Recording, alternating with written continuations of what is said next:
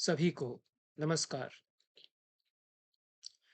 महाभारत में अर्थशास्त्र संबंधी विवेचन, राजनीति, राजधर्म, प्रजापालन तथा दंड नीति के संबंध में जो अनेक चिंतकों के, विचारकों के मत मतांतर और सिद्धांत बताए गए हैं, उनकी पिछले कतिपय वक्तव्यों में मैंने चर्चा की है। इस संबंध में कौटिल्य के अर्थशास्त्र से पहले या कौटिल्य से पूर्ववर्ती अनेक आचार्य हुए और कौटिल्य उनमें से कुछ को उद्धृत भी करते हैं, पर इन आचार्यों के मत महाभारत में हैं। नारदकृत प्राचीन अर्थशास्त्र के सिद्धांत किस प्रकार से युधिष्ठिर को जो नारद उपदेश देते हैं उसमें आते हैं। यही नारद क्या पिशुन हो सकते हैं, इस पर भी चर्चा इस प्रश्न को लेकर मैंने की है। और किस प्रकार से रामायण और महाभारत, इन दोनों महाकाव्यों में कोई एक ज्ञानी कुशल प्रश्न भी यदि करता है तो उसके माध्यम से किस प्रकार से राजधर्म का, राजनीति का उपदेश वह देता है। यह नारद के प्रश्नों में, सभा पर्व में और अयोध्या कांड में राम के भरत के प्रति प्रश्नों में हम देखते हैं। और कुशल प्रश्नों में एक संपूर्ण अर्थशास्त्र की रूपरेखा, राजनय की, राजनीति की रूपरेखा बनती है। रामायण के बड़ोदरा संस्करण से प्रकाश, रामायण का जो बड़ोदरा संस्करण है, समीक्षित पाठ वाला संस्करण, उसमें राम के प्रश्न 58 श्लोकों में हैं जो भरत के प्रति वे कुशल प्रश्न करते हैं। गीता प्रेस गोरखपुर के संस्करण में 72 श्लोक हो गए हैं। श्लोक संख्या में वृद्धि होती है। इससे ही यह सूचित होता है कि यह प्रकरण बड़ा ही लोकप्रिय माना जाता था और इसके माध्यम से किस प्रकार युगानुरूप जो राजनीति बदल रही है उसका समावेश भी कुशल प्रश्नों के द्वारा किया जाता था। नारद के अतिरिक्त भरद्वाज और कणिक, इन पर भी मैंने, इनके जो राजनीति संबंधी विचार हैं, दंड नीति संबंधी जो विचार हैं, उन पर मैंने बात की है। और भरद्वाज और कणिक दोनों ही राजा किस प्रकार से प्रजाहित के लिए कार्य करे, स्त्रियों, दुर्बलों, विकलांग लोगों के लिए किस प्रकार से वह कल्याणकारी नीतियों को लागू करे, इस पर बात करते हैं। कौटिल्य के अर्थशास्त्र में इन विचारकों के मतों का, विचारों का प्रभाव हम देखते हैं। ये कौटिल्य से पहले हो चुके हैं और कौटिल्य राजा को निर्देश देते हैं कि खेती पर वह ध्यान दे और शूद्र जन खेती करते हैं, उनके कल्याण के लिए 2-2 कोस की दूरी पर राजा उनके गांव इस तरह से बसाए कि वे एक दूसरे की रक्षा कर सकें और गांवों की सीमाएं सुरक्षित रहें, इसकी व्यवस्था वह करे। बांध बनवाए और सिंचाई के लिए सेतु बनवाने का काम भी वह करे। यह कौटिल्य कहते हैं। सहोदक और आहार्योदक 2 प्रकार के सेतुओं का विवेचन, बांध का विवेचन कौटिल्य ने किया है। नदी का प्रवाह बांधा जाए वह सहोदक सेतु होता है। आहार्योदक जिसमें किसी दूसरे स्रोत से पानी ला करके और भरा जाता है और प्रजाओं को प्रोत्साहित करे कि स्वयं भी सेतु बनाएं।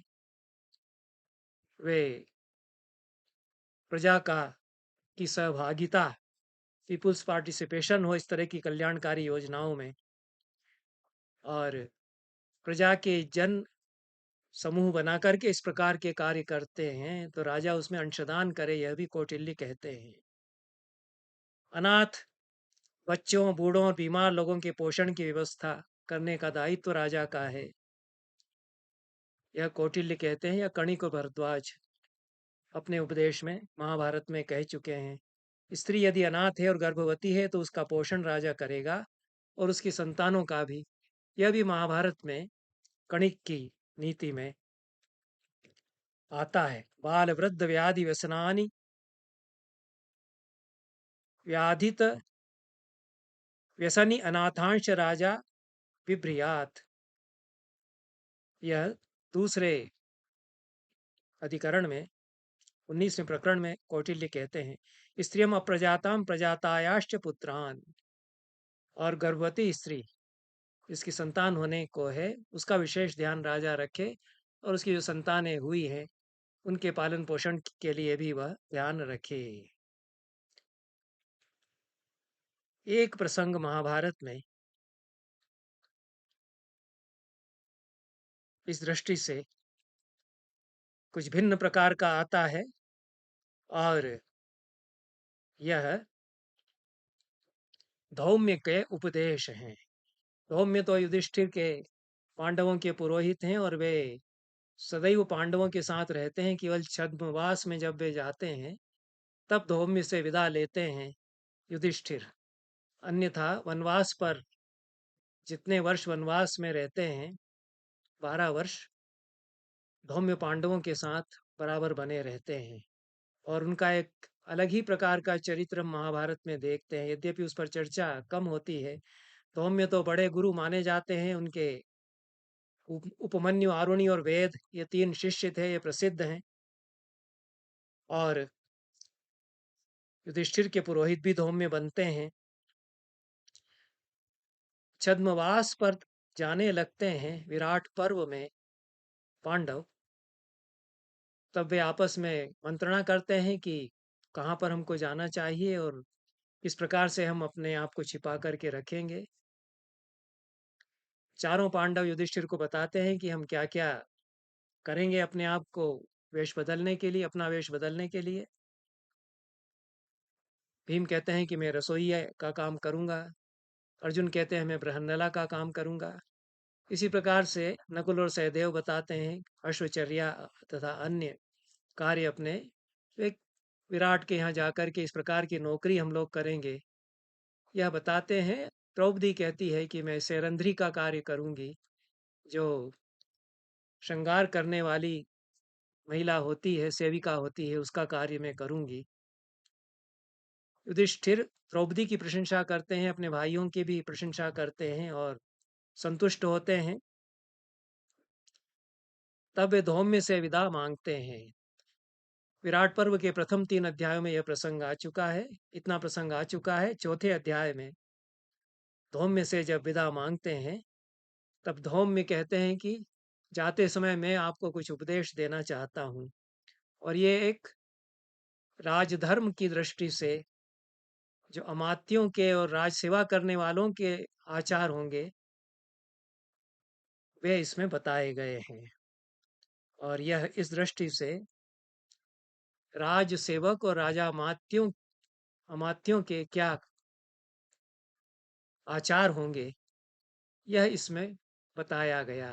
अर्थशास्त्र में जहाँ तक मैंने पढ़ा, इस प्रकार का अलग से कोई प्रसंग नहीं है। अमात्य किन किन को बनाया जाए, इस पर तो कैसे लोगों को बनाया जाए, अमात्यों के लिए योग्यताएं क्या होंगी, इस पर तो कौटिल्य ने विचार किया है।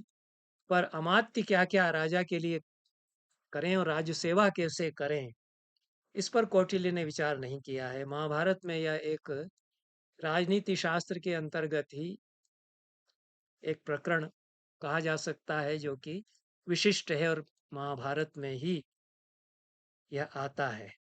तो धौम्य महाभारत में विराट पर्व के चौथे अध्याय में जब युधिष्ठिर कह चुके हैं कि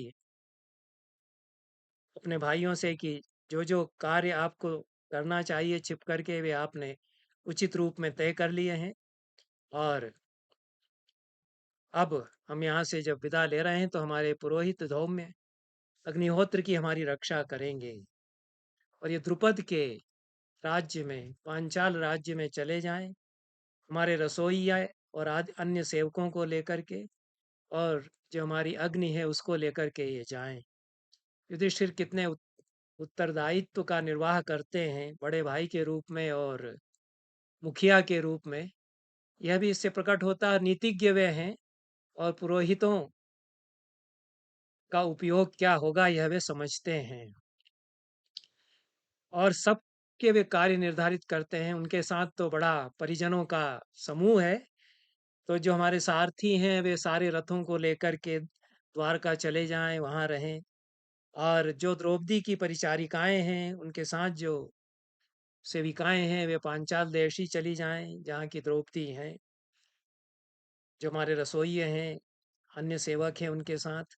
और आप सब लोगों से निवेदन है कि हम लोग कहाँ जा रहे हैं, ये कोई किसी को नहीं बताएगा।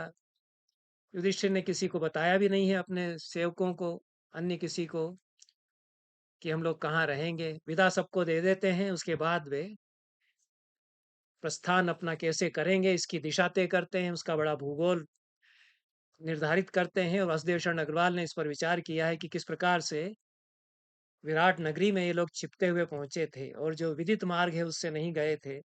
जिस मार्ग से लोग नहीं देख पाएंगे उस मार्ग से गए थे। इसकी दृष्टि से उन्होंने भौगोलिक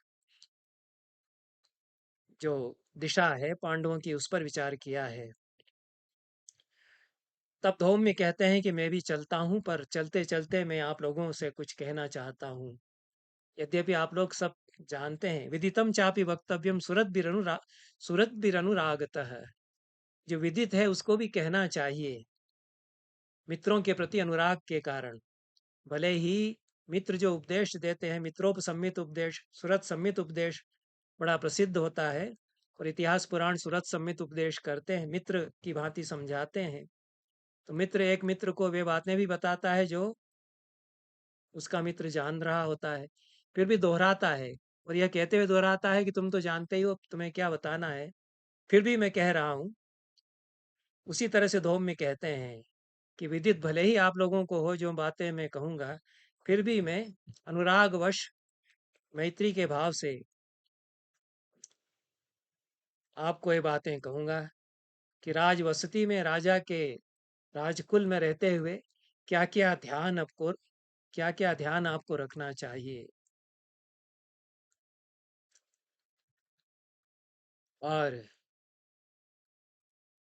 अज्ञात रूप में आपको रहना है, इसके लिए क्या क्या आपको ध्यान रखना पड़ेगा।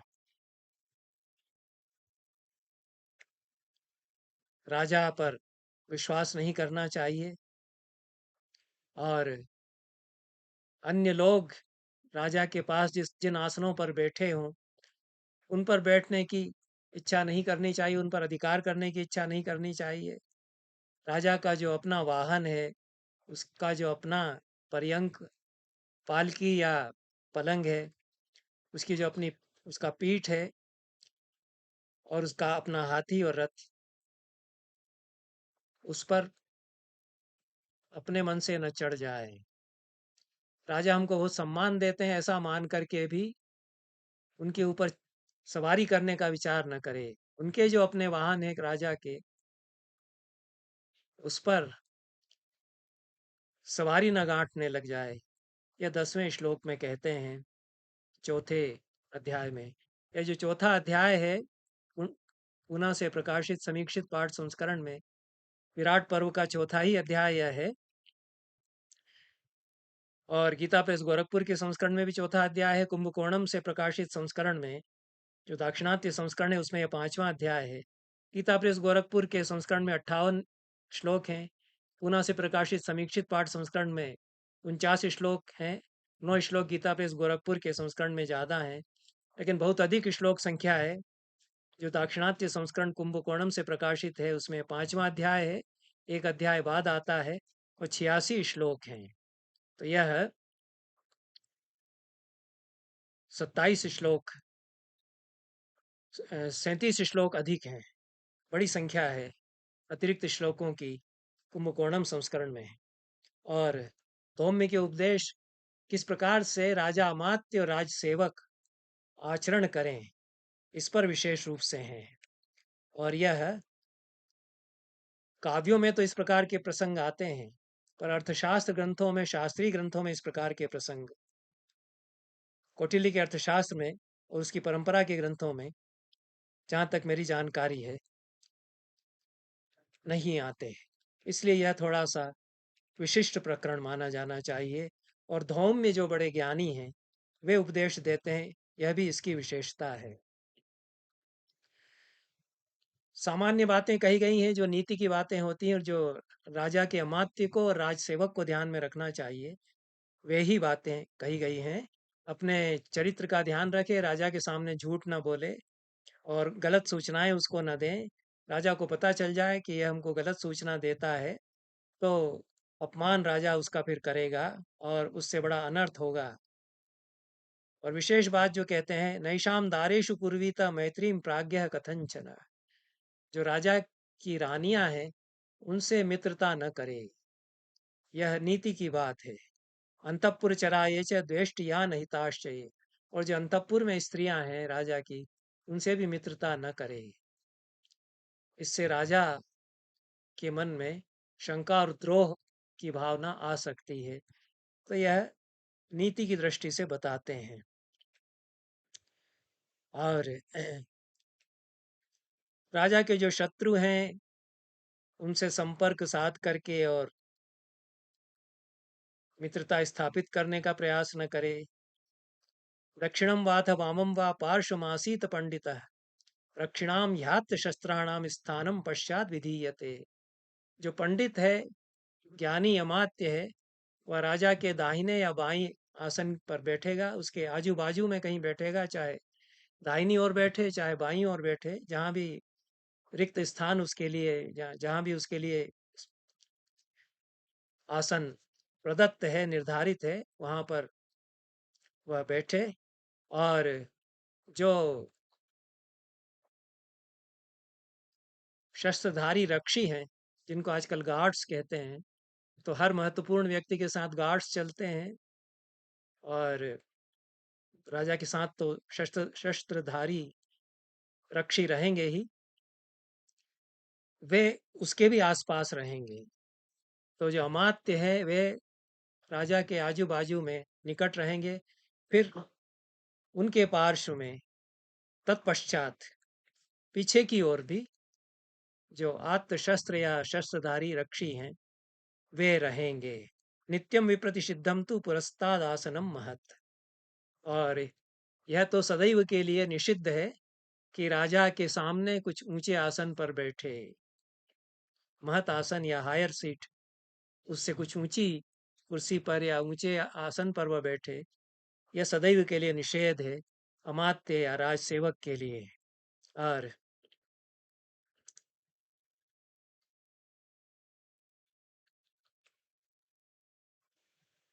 कुछ बहुत ही रोचक बातें कहते हैं धोम में।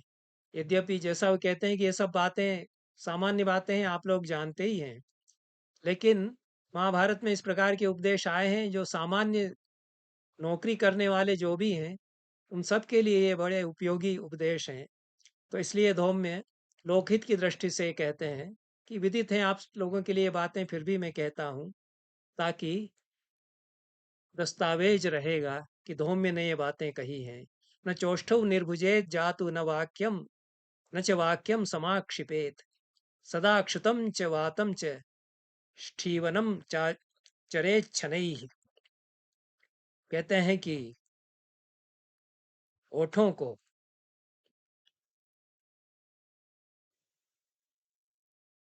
न डसे, दांतों से ओठ को दबा करके, यह जो कुछ लोगों की आदत होती है, ऐसा न करे।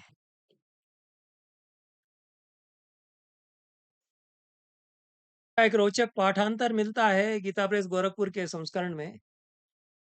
न चोष्ठौ न भुजौ जानू न च वाक्यम समाक्षिपेत। ओठ और दोनों भुजाएं और घुटने, इनको बेकार में न हिलाता रहे। उन्होंने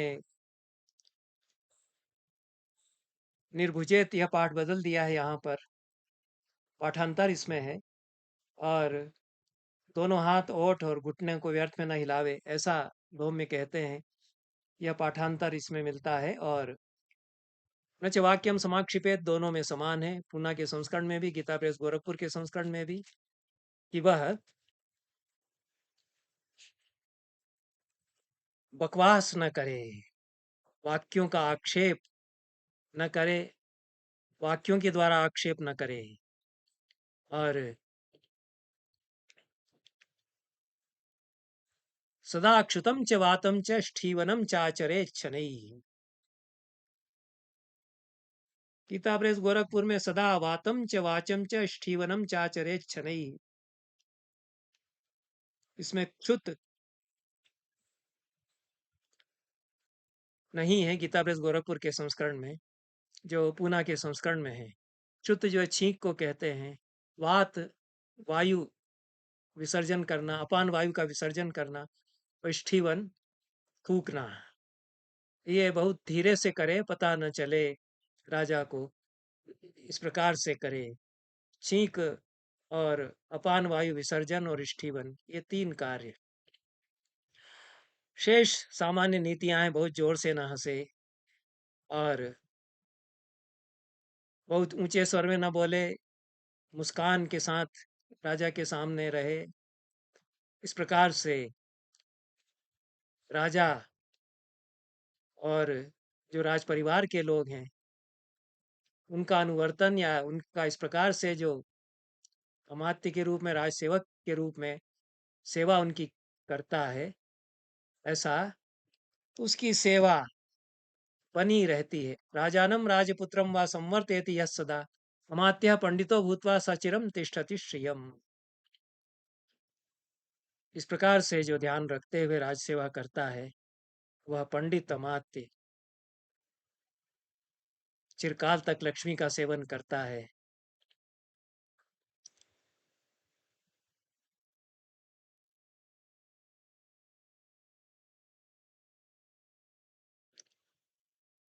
फिर राजा के ऊपर हावी होने का प्रयास न करे। अमात्यो ही बलात् भोक्तुम राजानम प्रार्थयेत् तु यः न स तिष्ठेत् चिरम स्थानम गच्छेत् च प्राण संशयम्। बलपूर्वक राजा के ऊपर जिसको बुली करना, अब अपना वर्चस्व स्थापित करके और राजा को दबाने की कोशिश यदि करता है अमात्य, तो चिरकाल तक उसकी सेवा नहीं रहेगी और प्राण संशय भी हो सकता है। राजा जो है, हो सकता है कि उसको दंड दें या प्राणों पर उसके बन आए, ऐसी स्थिति भी हो सकती है। इस प्रकार का एक प्रसंग कौटिल्य के अर्थशास्त्र में आता है। यद्यपि वह प्रसंग कौटिल्य के अर्थशास्त्र में किनको अमात्य बनाना चाहिए, राजा के लिए निर्देश देते हुए कौटिल्य ने यह विचार किया है, तो उसमें अनेक आचार्यों के मतों का उल्लेख कौटिल्य ने किया है। और एक मत उसमें है, उसमें यह है कि पितृपैता महान अमात्यान कुर्वीत। यह जो भरद्वाज या कणिक उपदेश देते हैं, उनमें भी यह बात आई है। और उनमें दूसरे प्रसंग में आई है कि जो पिता या पितामह के समय अमात्य थे, उनकी परंपरा के अनुसार उनकी जो संतानें हैं उनको अमात्य बनाए, क्योंकि वे पितृ परंपरा से जानते हैं, ऐसा आशय वहां प्रतीत होता है। और यहाँ कौटिल्य एक मत बताते हैं कि पितृपिता महान अमात्यान कुर्वीत। यह जो मत है, यह जिन आचार्य का है उसका खंडन फिर अन्य आचार्यों ने किस प्रकार से किया है, यह कौटिल्य बताते हैं। और तेहि एनम अपचरंतम अपि न त्यजंती सगंधवत। जिन आचार्य ने यह निर्देश दिया है कि पिता की अन्य संतानों में जो हों अपने भाई बंधु, उनको अमात्य बनाए, या पितृ परंपरा से जो अमात्य चले आ रहे हैं उनकी संतानों को अमात्य बनाए, क्योंकि वे विश्वास पात्र होते हैं। और यह सगंध शब्द का प्रयोग यहाँ कौटिल्य ने किया है। हमारी ही जाति के हैं ये, इस प्रकार से सगंध शब्द, सगंध का संबंध स्थापित होता है। कालिदास ने भी इस शब्द का प्रयोग किया है। तो एक जाति का होने का भाव जिन लोगों में परस्पर होता है वे सगंध कहलाते हैं। हम तो एक ही कुटुंब के लोग हैं, ऐसा जिनमें परस्पर विश्वास हो जाता है वे सगंध होते हैं। तो राजा उपकार भी यदि करता है उनका, तो ये तो हमारे जात भाई हैं, राजा जो है हम उनके हम बंधु बांधव हैं, यह सोच करके वे साथ नहीं छोड़ेंगे, भले ही राजा उनको अपमानित करे। यह एक मत है। वातव्यादि एक दूसरे आचार्य हैं जिनका कि कौटिल्य ने मत उद्धृत किया है, वो इसका खंडन करते हैं और वे कहते हैं कि जो अपने कुटुंब के लोगों को वंश परंपरा से जो चले आ रहे हैं अमात्य, उन्हीं को अमात्य बनाए रहेगा तो वे हावी होने लगते हैं और वे राजा को दबोच सकते हैं। ते ही यस्य सर्वम अवग्रह्य स्वामिवत प्रचरंती, वे मालिक बन बैठते हैं। हम ही राजा हैं। जैसा आजकल देखते हैं कि मंत्री के जो बेटे हैं या रिश्तेदार हैं, वो अपने आप को मंत्री से भी बड़ा बताते हुए और रोब अपना गांठते हैं अन्य लोगों पर। आए दिन अखबारों में इस प्रकार की खबर आती है। और जो लड़के हैं वो तो इतने बिगड़ गए हैं कि वो बलात्कार कर रहे हैं और धमकी भी दे रहे हैं, कोई नहीं सुनेगा तुम्हारी, मैं फलां फलां का बेटा हूँ। तो ये वे हावी हो जाते हैं, अनाचार दुराचार करने लगते हैं। ऐसे लोगों को तरजीह न दे। यह पितृ पितामह की परंपरा से जो अमात्य हैं उनको अमात्य बनाए रखे, वंश परंपरा का ध्यान रखे। यह जो मत है इसका खंडन करते हुए वातव्याधि कहते हैं। तो यह जो उपदेश धौम्य देते हैं यह अमात्यों के लिए उसको विनियोजित करते हैं कि अमात्यों को हावी होने का प्रयास नहीं करना चाहिए और अपना वर्चस्व स्थापित करने का प्रयास अमात्यों को नहीं करना चाहिए। इसलिए कुछ धौम्य के उपदेशों का थोड़ा सा अक्स कौटिल्य में मिलता है, अन्यथा धौम्य का ये जो पूरा उपदेश है यह सामान्य नीतिपरक उपदेश है और नौकरी पेशा नौकर पेशा लोगों के लिए बड़े काम की बातें उन्होंने बताई हैं। कुछ अमात्यों के लिए भी उन्होंने सामान्य नीति की बातें बताई हैं।